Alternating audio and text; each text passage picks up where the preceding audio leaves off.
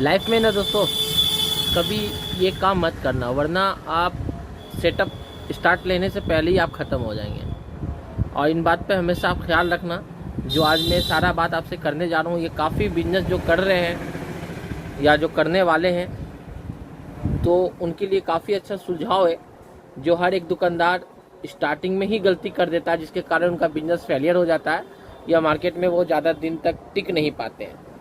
तो आपको ये सारा फंडा मैं बताऊंगा कि क्या चीज़ है जो आपको इन बातों का ख्याल रखना चाहिए और किस बात पे ज़्यादातर आपको ख्याल देना करना है कि हमारा बिजनेस कितना अचीवमेंट कर सकता है, किस तरह से हमको आगे का प्लानिंग करना है।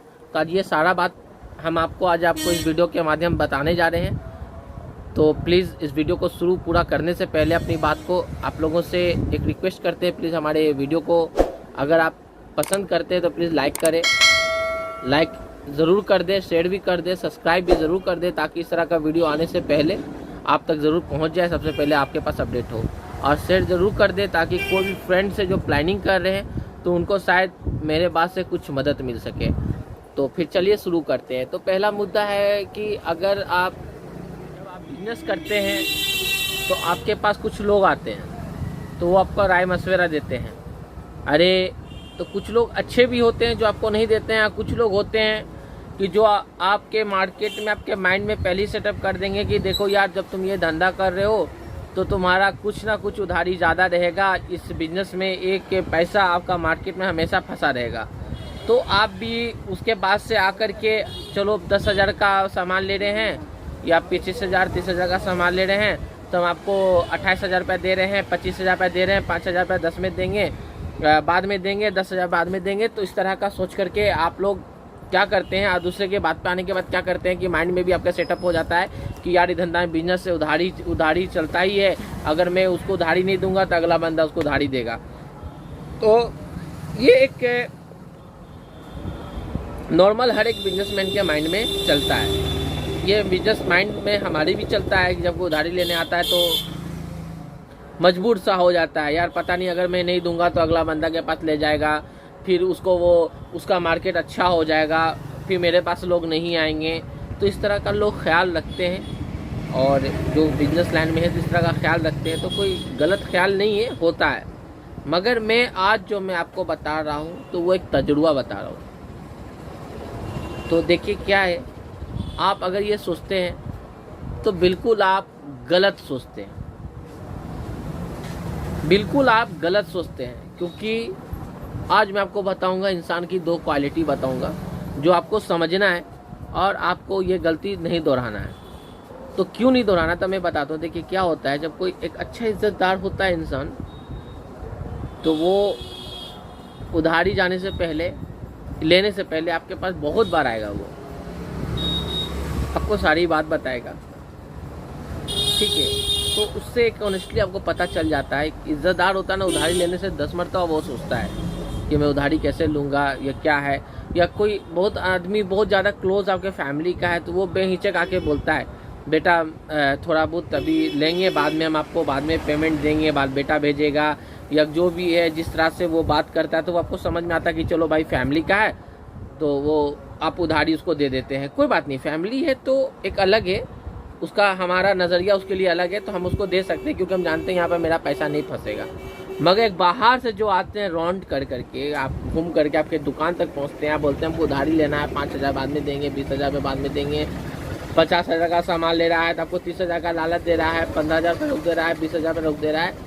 तो आप ये याद रख लेना, एक इज़्ज़तदार इंसान इस तरह का कभी मार्केट में नहीं जाएगा। अगर इज़्ज़तदार आदमी है तो अपने पहचान के पास जाएगा और वहाँ से वो उधारी लेगा। वो इधर उधर जाके उधारी नहीं ले सकता क्योंकि उसको मालूम है हमारे पास अगर लेट होगा उधारी देने में, पहले तो वो कोशिश करेगा कि हम आपको उधारी टाइम टू टाइम दे दें। जो एक ईमानदार इंसान है वो कभी नहीं चाहेगा कि मेरा एक ज़ुबान इधर से उधर हो, वो आपको टाइम टू टाइम पेमेंट आपको कैश करके दे करके जाएगा।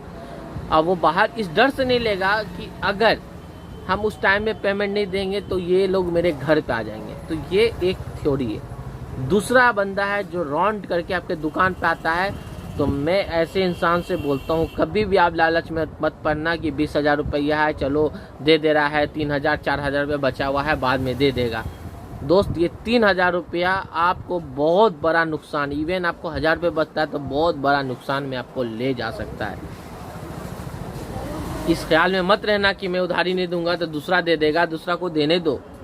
क्योंकि जब मैं भी यहाँ बिजनेस किया था, जब मैं भी सेटअप स्टार्ट करा था यहाँ पे, तो बहुत सारे कस्टमर ऐसा आया जिसको हमने ना किया और वो जाकर के सामने वाले से ले रहा है। तो आज मुझे मालूम है कि उसकी स्थिति क्या है, मेरी स्थिति क्या है। इसीलिए मैं आज आपको प्रैक्टिकल बोल रहा हूँ। तो आप सावधान रहें, क्योंकि एक उधारी एक ऐसी चीज़ है कि अगर आपका मार्केट में फंस गया तो आपको मालूम है कि आप फ़ोन करते रहना, रोते रहना, बाद में आपको वो पैसा भूलना पड़ेगा। और इस तरह का आप धंधा करेंगे तो आपके बिजनेस में कभी भी बरकत नहीं होगा। इस तरह का धंधा कभी नहीं करना चाहिए, क्योंकि जब तिजारत हम करते हैं, जब हम धंधा करते हैं, तो वो हमको ताज भी पहनाता है। तो एक बिजनेस एक ऐसा चीज़ है कि आपके सर पे ताज भी पहना सकता है, नहीं तो ताज उतार भी सकता है। तो हमेशा याद रखें, आप खुद ईमानदार बन करके जॉब करें। आपका ये बिजनेस है, आपको एकदम नहीं हड़बड़ाना है कि मुझे ये सामान बेच के ही आज हटा देना, आज हम ही पैसा कमा लेंगे।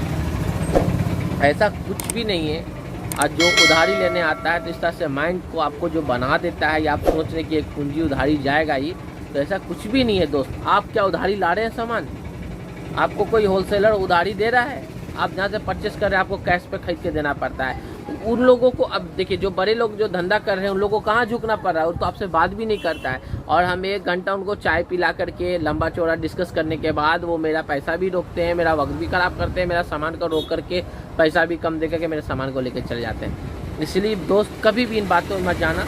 अगर आप ये पेशेंस कर लिया, लेट होगा सवेर होगा, मगर आपको इसका रिजल्ट ज़रूर मिलेगा। आप एक ना एक दिन सक्सेस हो जाएंगे। देर है अंधेर नहीं है। तो इन बात का ख्याल रखिएगा कि कभी भी अपने बिजनेस में उधारी मत देना। कोई भी अननोन आदमी आता है, उधारी मत देना। उधारी वही लेने आएगा जो आपका पहचान वाला है और उसको मालूम है कि मैं कैसा हूँ। ऐसा नहीं कि मेरे पास लेट सवेर हो जाएगा तो मेरा बेटा वो बंदा मेरे घर पे आ जाएगा, ठीक है। इसलिए इज़्ज़तदार उधारी नहीं लेते हैं, और लेंगे भी तो अपने दुकान से लेंगे और अपने ज़ुबान से वो हिलेंगे नहीं, दे देंगे। तो पहला बात ये है। दूसरी बात है कि धंधा जब आप करना, जब भी आप सेटअप लेना, तो आप नीचे से ऊपर जाना।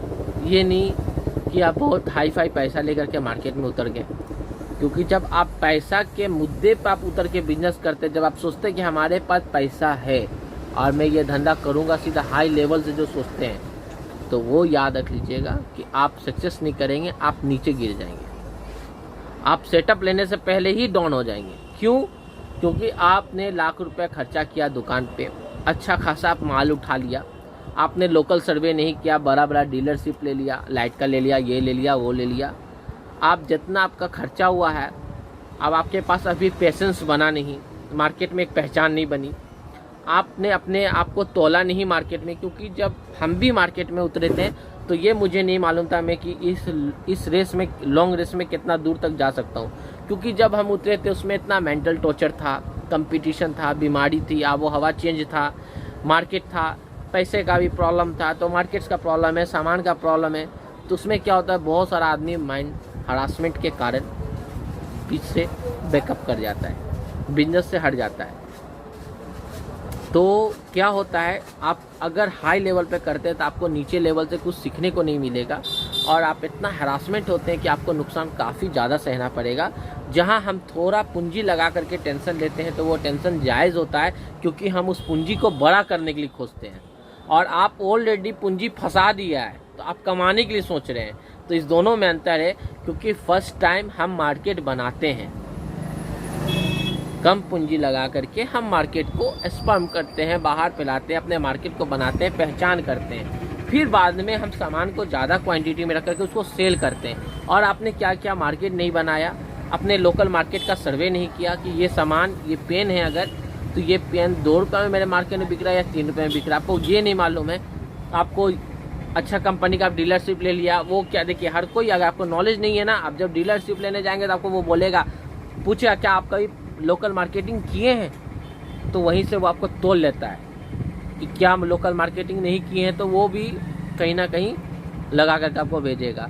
तो 8 आने का भी फ़र्क पड़ता है ना मार्केट में, तो उस समय आपके धंधा पे होगा, इफ़ेक्ट होगा। तो आप जब पूंजी लगाएंगे तो आप सेल करना खोजेंगे। तो भाई मेरे, आप नीचे से ध्यान दें, आप नीचे से ऊपर जाएंगे तो आपको ज़्यादा फ़ायदा होगा। अगर आपके पास बहुत ज़्यादा पूंजी और थोड़ा सा धैर्य रखें इस रास्ता में, इस लाइन में, इलेक्ट्रिकल लाइन में जो आ रहा है, थोड़ा धैर्य रखिए, उसी पैसे को आप धीरे धीरे स्पेंड करें। तो उम्मीद है आप आने वाला डेट में सामान रख करके सेल करना स्टार्ट कर देंगे, बहुत अच्छा।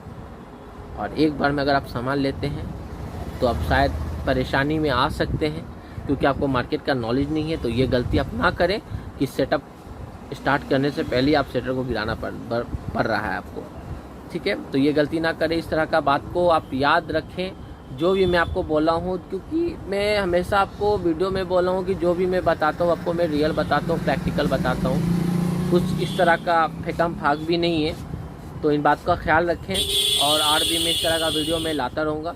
तो प्लीज़ हमारे वीडियो को जो भी इस समय देख रहे हैं तो प्लीज़ लाइक कर दे, शेयर कर दे, सब्सक्राइब कर दे, और बेल आइकन जरूर बजा दे, ताकि इस तरह का वीडियो आने तक आप तक जरूर पहुँच जाए। तो फिर अपने भाई को दीजिए इजाज़त, अभी के लिए